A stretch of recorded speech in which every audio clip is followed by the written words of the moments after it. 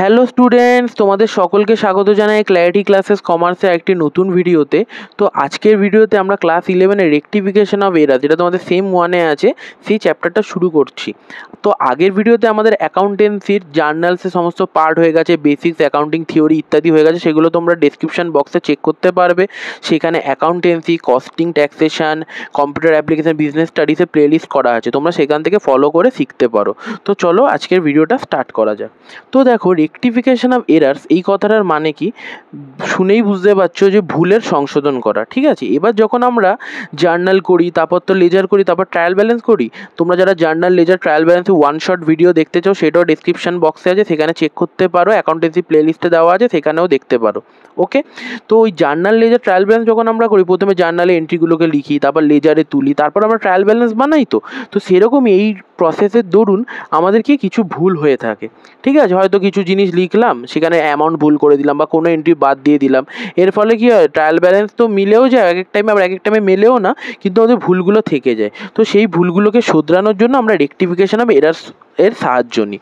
তার মানে কি, অ্যাকাউন্টেন্সিতে কি ভুল শোধরার জন্য কি খালি পেন দিয়ে কেটে আমরা ভুল শোধরাই না, আমরা জার্নাল দিয়ে ভুলগুলো হয়েছে তো জার্নালের দ্বারাই শোধরাতে হবে। তার জন্য আমাদের রেকটিফিকেশন অফ এরার্স এই চ্যাপ্টারটা শিখতে হয়। এই চ্যাপ্টারের কোনো স্পেসিফিক নিয়ম নেই, কিন্তু এই চ্যাপ্টারটা শুরু করার আগে তোমাদের জার্নালের ফাউন্ডেশন খুব ভালো থাকা দরকার। তার জন্য তোমরা আমার প্লেলিস্টটাও ফলো করতে পারো জার্নালের। ওকে, এরার শুরু করছি।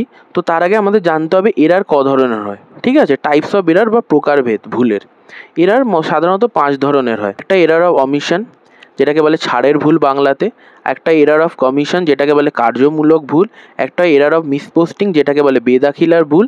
একটা এরার অফ প্রিন্সিপাল, যেটাকে বলে নীতিগত ভুল। আরেকটা হলো কম্পেনসেটিং এরার, যেটাকে বলে পরিপূরক ভুল। ঠিক আছে, এই 5টা ভুল হয়ে থাকে। আগেই 5টা ভুল জানি, তারপর এইখানে যে নিচে এই কথাগুলো লেখা আছে সেইটা আলোচনা করব। ওকে, তাহলে সবার প্রথমে দেখো error of omission. Error of omission মানে যখন কোনো লেনদেনকে আমরা হিসাবের বইয়ের মধ্যে লিখছি, তখন সেটা সম্পূর্ণভাবে লেখা হলো না, আংশিকভাবে লেখা হলো। এর ফলে কি হয়, আমাদের এরার অফ অমিশন হয়ে থাকে বা ছাড়ের ভুল হয়ে থাকে। তোমরা নাম শুনেই বুঝতে পারছো। যেমন একটা উদাহরণ দিই, received 1,500 from x limited is omitted from being entered in cashbook. ঠিক আছে, 1,500 টাকা এক্স লিমিটেড কাছ থেকে পেলাম, ঠিক আছে, কিন্তু এটা আমাদের ক্যাশবুকে লেখা হয়নি। 1,500 টাকা ক্যাশ পেতাম, মানে কি এটা আমি এন্ট্রিটাকে বাদ দিয়ে দিলাম। ওকে, তার জন্য এটাকে আমাদের কি বলে, এরার অফ অমিশন বা ছাড়ের ভুল। আর এরার অফ কমিশন কি? এরার অফ কমিশন হলো কোনো লেনদেন যখন লেখার সময় কোনো যে টাকাটা, ধরো 500 টাকার বদলে 50 টাকা করে দিলাম, 200 টাকার বদলে 100 টাকা করে দিলাম, এর ফলে কি ডেবিট ক্রেডিটের পুরো ভ্যালু চেঞ্জ হয়ে যায়। তো এইটাকে আমাদের বলে কি এরার অফ কমিশন। যেমন উদাহরণ, purchased of stationery rupees 1,500 had been recorded in cash book as 1,050। ঠিক আছে, মানে 1,500-এর জিনিস 1,050 লিখে দিলাম। এর ফলে কী হলো, পুরো আমাদের এন্ট্রিটা ভুল হয়ে গেল বা এত টাকা কম লেখা হলো। ঠিক আছে, 450 টাকা মতো কম লেখা হলো। এটাকে আমাদের কী বলা হচ্ছে, এরার অফ কমিশন বলা হয়ে থাকে। ওকে, আর এরার অফ মিসপোস্টিং নামেই বুঝতে পারছো, বেদাখিলার ভুল, মানে কোনো এন্ট্রি ভুল জায়গায় রেকর্ড করে দিলাম, মানে ভুল জায়গায় ডেবিট বা ক্রেডিট করে দিলাম। উদাহরণ, a sum of rupees 3,000 receive from A Mitra was wrongly credited to B Mitra, মানে এ মিত্রকে ক্রেডিট করার বদলে বি মিত্রকে ক্রেডিট করে দিলাম। এটাকে আমাদের কী বলা হয়, এরার অফ মিসপোস্টিং। তারপর এরার অফ প্রিন্সিপাল মানে নীতিগত ভুল, মানে হিসাব শাস্ত্র, মানে অ্যাকাউন্টেন্সি যদি আমাদের জ্ঞান না থাকে, যেরকম তোমরা যখন একদম প্রথমে স্টার্ট করেছিলে, তখন তো তোমরা অ্যাকাউন্টেন্সি কিছু জানতে না। তারপর আস্তে আস্তে শিখলে এইটাকে ডেবিট বলে, এটা ক্রেডিট বলে। এর ফলে এইটাকে এই অ্যাকাউন্ট বলে, এইটাকে এই অ্যাকাউন্ট, মানে রিয়াল অ্যাকাউন্ট, নমিনাল অ্যাকাউন্ট ইত্যাদি। ধরো ক্যাশ আমাদের কি অ্যাকাউন্ট, রিয়াল অ্যাকাউন্ট, কিন্তু আমি যদি নমিনাল অ্যাকাউন্ট হিসাবে সেটাকে ট্রিটমেন্ট করে জার্নাল বানাই, তো জার্নালটা উল্টোই কিছু হয়ে যাবে। তো এরকম যে ভুলগুলোকে বলে সেটাই আমাদের বলে এরার অফ প্রিন্সিপাল বা নীতিগত ভুল। আর কম্পেনসেটিং এরার্স নামেই বুঝতে পারছো, পরিপূরক ভুল, মানে একটা ভুল হওয়ার ফলে আরেকটা ভুলও কোনো প্রভাব ফেলছে না। মানে কোনো লেনদেন যখন জার্নালে লেখা হচ্ছে বা খতিয়ানে তোলা হচ্ছে, মানে ভুলবশত একটা ভুলের জন্য একটা সাইডে ডেবিট বা ক্রেডিটের যোগফল যতটা ভুল থাকে, অন্যদিকে ডেবিট বা ক্রেডিটের যোগফল ততটা ভুল হয়ে গিয়ে আমাদেরকে মিলে যায়। ঠিক আছে, মানে এমন একটা ভুল হলো, এর ফলে কি হলো, একদিকে ধরো 1,000 টাকা কমলো, আরেকদিকেও 1,000 টাকা কমে গেল। ঠিক আছে, তো এবার দেখো, তোমাদের কোনো এর জন্য স্পেসিফিক কোনো নিয়ম নেই। আমি যে এরার্সগুলো বলছি, কেন এগুলো তোমাদের এমসিকিউতে আসবে এবং তোমাদের জানতেও হবে কোনটা কী ধরনের এরার বলে। এগুলো তোমাদের এমসিকিউতে কোশ্চেনে আসতে পারে। এটা এইভাবে বুঝে নাও। আর মেনলি তোমাদের যে জার্নালগুলোকে করতে হবে তার জন্য কোনো প্রপার এর জন্য আলাদা করে নিয়ম নেই, তোমাদের জার্নালটা জানতে হবে, সেই লজিক অনুযায়ী আমরা এই রেকটিফিকেশনটা করে থাকবো। ওকে, কি আছে এরার এফেক্টিং ট্রায়াল ব্যালেন্স, কি বলছে one sided error and double sided error with unequal amount. তাহলে এইটাও তোমরা জেনে রাখো যে কোন এরারটা ট্রায়াল ব্যালেন্সকে এফেক্ট করে, ঠিক আছে, এইটাও তোমাদের এমসিকিউতে লাগবে। এক সাইডের এরার, ধরো 100 টাকা একদিকে লেখা হলো আর একদিকে কোনো টাকাই লেখা হলো না। আবার কি আছে double sided error with unequal amount, একদিকে 100 টাকা লেখা হলো একদিকে 500 টাকা লেখা হলো, ফলে কি 400 টাকার ডিফারেন্স রয়ে গেল। তাহলে এরকম এরারকে ট্রায়াল ব্যালেন্সকে এফেক্ট করে। আর যেগুলো ট্রায়াল ব্যালেন্সকে এফেক্ট করে নাকি double sided error with equal amount, ঠিক আছে। ধরো ওই যেটা আগের কম্পেনসেটিং এরারের মতো, একদিকে আমাদের ডেবিট সাইডও 1000 টাকা কমে গেল ভুলভাল এন্ট্রি করার জন্য, ওইদিকে ক্রেডিট সাইডও অনেকগুলো এন্ট্রি মিলে 1000 টাকা কমে গেল। তাহলে আর কি নন রেকর্ডিং এরার, মানে কোনো জার্নালকে রেকর্ডই করা হলো, তাহলে আর কোর ব্যালেন্সটা আসলো না আমাদের বুকসের মধ্যে, তার জন্য এটা কি এরার ট্রায়াল ব্যালেন্সকে এফেক্ট করলো না। ওকে, আমি তোমাদের জন্য একটু সামারাইজ করে দিলে এরার 5 প্রকার: এরার অফ অমিশন যেটাকে ছাড়ের ভুল বলে, এরার অফ কমিশন যেটাকে কার্যমূলক ভুল বলে, এরার অফ মিসপোস্টিং বেদাখিলার ভুল, এরার অফ প্রিন্সিপাল নীতিগত ভুল, আর কম্পেনসেটিং এরার পরিপূরক ভুল। ট্রায়াল ব্যালেন্সকে এফেক্ট করে কোন এরার? ওয়ান সাইডেড এরার বা double sided error with unequal amount, আর error not affecting trial balance double sided error with equal amount, আর এন্ট্রিকে রেকর্ড করা হয় না, ঠিক আছে। তাহলে এই জিনিসটা তোমরা জেনে নাও, এইটাই আমাদের রেকটিফিকেশনের মধ্যে থিওরিতে তোমাদের আসতে পারে। এবার রেকটিফিকেশন এন্ট্রি কী করে করতে সেটা আমরা দেখাচ্ছি। এবার দেখো রেকটিফিকেশন অফ এরারের আমরা তো থিওরি পার্টটা আলোচনা করে দিলাম, যেটা তোমাদের এমসিকিউতে লাগবে এবং যেটা বেসিক জিনিসটা তোমাদের জানতে হবে রেকটিফিকেশন এরার ইত্যাদি কি। এবার আমরা একটা অঙ্ক নেব, অঙ্ক নিয়ে এবার দেখব যে কি করে আমরা এই রেকটিফিকেশন করে থাকি। ওকে, তাহলে দেখো এখানে দেখতে পাচ্ছ কয়েকটা জার্নাল আছে, কি বলেছে, the following errors were detected in the books of a trader, ঠিক আছে। কি বলেছে দেখো, এইগুলোকে আমাদের ঠিক করতে হবে। বলছে pass the entry necessary to correct the above errors if those error are detected before preparation of trial balance. Okay, তো তোমাদের একটা জিনিস বলে রাখছি, এটা তোমাদের কি before preparation of trial balance, মানে ট্রায়াল ব্যালেন্স প্রস্তুত করার আগে তোমাদের এই রেকটিফিকেশনটা আছে। তো আমরা অত কিছু ভাববো না, তোমাদের একটা ট্রিক বলে দেবো, সেই অনুযায়ী তোমরা কোনো যে ট্রায়াল ব্যালেন্সের পরে হলো আগে হলো ওইসব কোনো ভাবার দরকার নেই, তোমাদের এমসিকিউতে আসলেও তোমরা ইজিলি করতে পারো, ঠিক আছে। আগে নর্মাল মেথডে শিখে নাও, তারপর আমরা জানছি। এন্ট্রিটা যে 500 received from S Pal was wrongly credited to A Pal account, ঠিক আছে। তাহলে দেখো প্রথমে কি করব, 3টে কলাম করব, একটা করব কারেক্ট এন্ট্রির, একটা করব রং এন্ট্রির, আর একটা করব আমাদের কি রেকটিফাইড এন্ট্রির। ওকে, প্রথমে কি আমরা প্রথমে অঙ্কটাকে পড়লাম, বলেছে 500 receive from S Pal was wrongly credited to A Pal account. তাহলে 3টে পার্ট বানাবো বলেছে, একটা কারেক্ট এন্ট্রি, একটা রং এন্ট্রি, আর একটা কি বানাবো, রেকটিফাইড এন্ট্রি। এবার কারেক্ট এন্ট্রিটা বানানোর জন্য কি করতে হবে, যে ওয়াজ রংলি ক্রেডিটেড মানে পরে যা করেছে ওইগুলো ভুলো, জাস্ট আমাদের আসল এন্ট্রিটা কি 500 রিসিভ ফ্রম এসপল, তাহলে এটা cash account debit to S Pal account. এবার কি বলেছে, wrongly credited to A Pal account, দেখো ক্যাশ নিয়ে কিছু বলেছে, ক্যাশ বয় তার মানে ক্যাশ ডেবিটই ছিল, ডেবিট করেছে, কিন্তু জাস্ট এসপলের বদলে কি করে দিয়েছে, এপল অ্যাকাউন্টকে ক্রেডিট করে দিয়েছে, তাহলে এটা আমাদের রং এন্ট্রি হয়ে গেল। এবার রেকটিফাইড এন্ট্রি কী হবে, তাহলে রেকটিফাইড এন্ট্রি যেটা হবে, আমরা স্টার বলে লিখছি রেকটিফাইড, আমাকে তাহলে কাকে ক্রেডিট করতে হতো, এসপল অ্যাকাউন্টকে। নর্মালি তো এই যে কারেক্ট এন্ট্রি অনুযায়ী আমাদের ক্যাশ অ্যাকাউন্ট তো ডেবিট আছে, ছেড়ে দেয়, একে নিয়ে কোনো ভাবনা চিন্তার ব্যাপার নেই। আমাদের ঠিক কাকে করতে হতো, এসপল অ্যাকাউন্টকে আমাদের কী করতে হতো, ক্রেডিট করতে হতো। তাহলে এসপল অ্যাকাউন্টকে চুপচাপ ক্রেডিট করি, টু এসপল অ্যাকাউন্ট ক্রেডিট করে দিলাম, কত 500 টাকা দিয়ে ক্রেডিট করে দিলাম। এবার প্রশ্ন হলো, তাহলে এখানে ডেবিট কী করবো, আমাদের তো জানি রেকটিফিকেশান এন্ট্রি হলো সেটা তাহলে জার্নালি, তাহলে তার ডেবিট ক্রেডিট তো দুটো পার্ট হবে। তাহলে আমি কাকে ডেবিট করব, লক্ষ্য করে দেখো আমরা একটা জিনিস বলেছিলাম জার্নাল করানোর সময়, কোনো জিনিস যদি ক্রেডিট আছে তাকে যদি বুকস থেকে মানে তাকে রেস করতে আমরা তখন পেন দিয়ে কেটে দিতে পারি না, তার জন্য আমাকে সেটাকে কি করতে ডেবিট করতে হবে। আবার যদি ডেবিট থাকে তাকে যদি ইরেজ করতে হয় তাহলে ক্রেডিট করতে হবে। তাহলে এখানে এটা আমাদের কি এপল অ্যাকাউন্টটা ক্রেডিট হয়েছিল, যেটা ওর হওয়া উচিত নয়, তার জন্য আমি কি এপলটাকে উঠিয়ে দেবো, তার জন্য এপলটাকে আমি কি করে দেবো, ডেবিট করে দেবো। তাহলে এপল অ্যাকাউন্ট ডেবিট 500 টাকা টু এসপল অ্যাকাউন্ট 500 টাকা। তাহলে এইটাই আমাদের কি হয়ে থাকবে, রেকটিফাইড এন্ট্রি, ঠিক আছে। এবার এটার জার্নালটা কী হয়ে থাকে, একটাই, এবার এটার ন্যারেশনটা কী হয়ে থাকে, আমি একটারই ন্যারেশন বলবো আর বাদবাকিগুলো বলবো না, তোমরা নিজেরাই করে নেবে। দেখো বিং জাস্ট ওইটাকে লিখে, যেরকম নর্মাল ন্যারেশনের জন্য বলেছি, এখানে বিংটাকে লিখে পুরো এন্ট্রিটা লিখে কমা দিয়ে নাও রেকটিফাইড। অনেক সময় কী থাকে, ন্যারেশনও তো এমসিকিউতে থাকে, ন্যারেশনটা কী হবে, তখন এটা লাগবে বলে তার জন্য আমি তোমাদের বলে দিলাম। ওকে, তারপরে এন্ট্রিটা কী বলেছে দেখো, a machine purchased for 2000 was wrongly pass through the purchase day book. ভালো করে বুঝবে, কারেক্ট এন্ট্রি আমি এটা CE বলে লিখলাম, ঠিক আছে।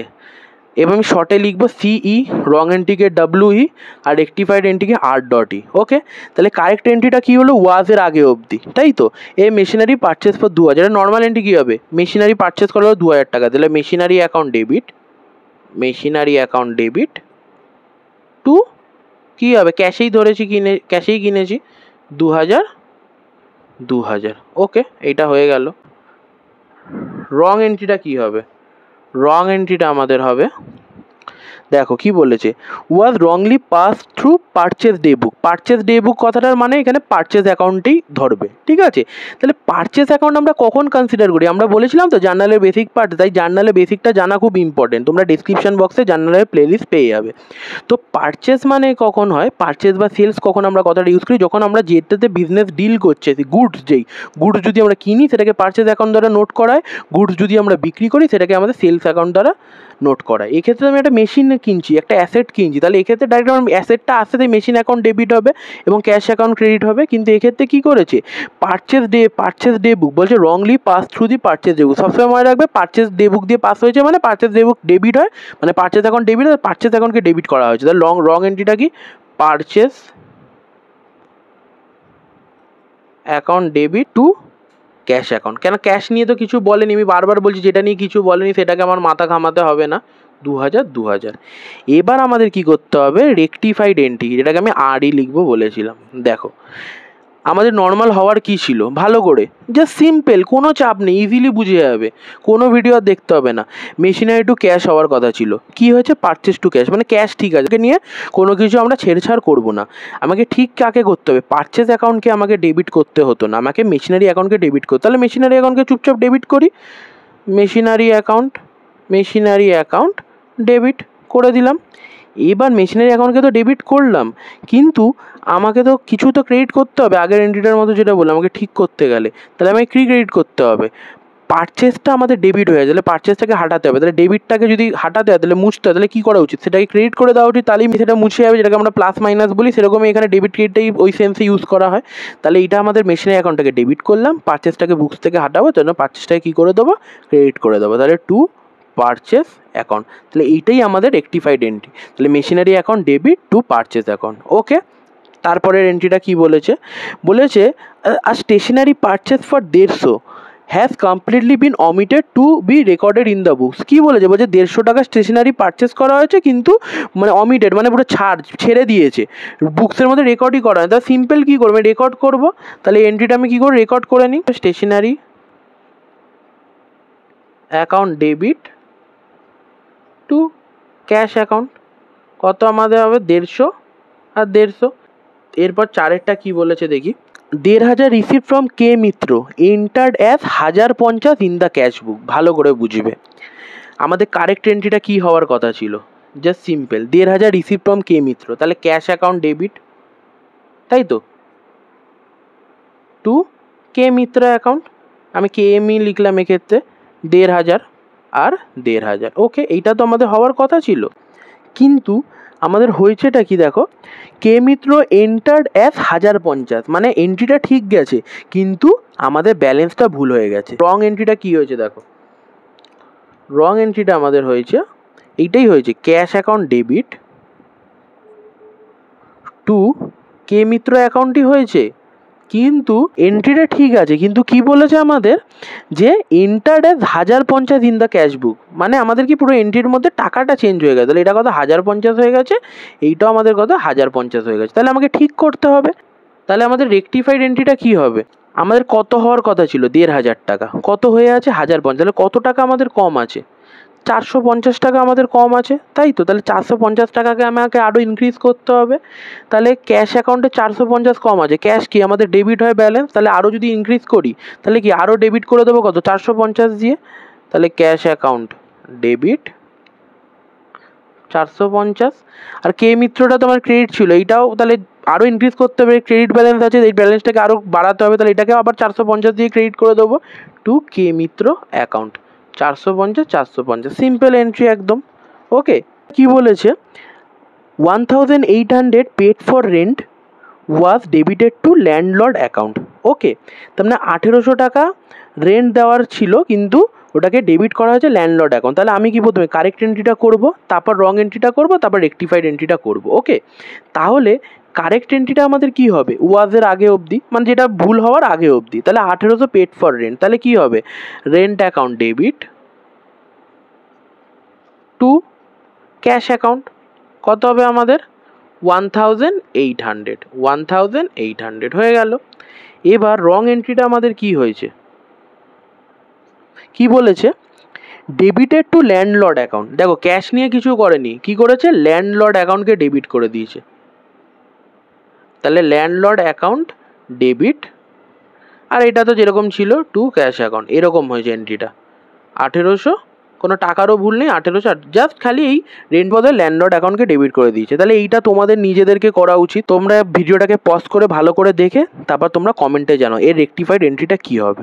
ওকে, আশা করি তোমরা সবাই ভিডিওটা পজ করে কমেন্ট করে জানিয়েছো। তো আমি বলে দিচ্ছি এবার এন্ট্রিটা কী হবে। তার মানে কি, আমাদের কাকে, ক্যাশ তো ক্রেডিট হয়েছে, ক্যাশ এখানেও ক্রেডিট হয়েছে, ক্যাশ নিয়ে কোনো চিন্তা নেই। তাহলে আমার ডেবিট কাকে হওয়ার কথা ছিল, রেন্টকে, কিন্তু ল্যান্ডলর্ড ডেবিট হচ্ছে। তাহলে রেন্টকে চুপচাপ ডেবিট করি, যেটা যার হওয়ার কথা ছিল, রেন্ট অ্যাকাউন্ট ডেবিট 1800। এবার ল্যান্ডলর্ড ডেবিট হয়েছে, ল্যান্ডলর্ডে তো ডেবিট হওয়ার কথা ছিল না, তাহলে ওটাকে হাঁটাতে হবে। তাহলে ডেবিট হয়ে আছে, হাঁটাতে গেলে মানে মুছতে গেলে কি করব, ডেবিটটাকে ক্রেডিট করে দেবো।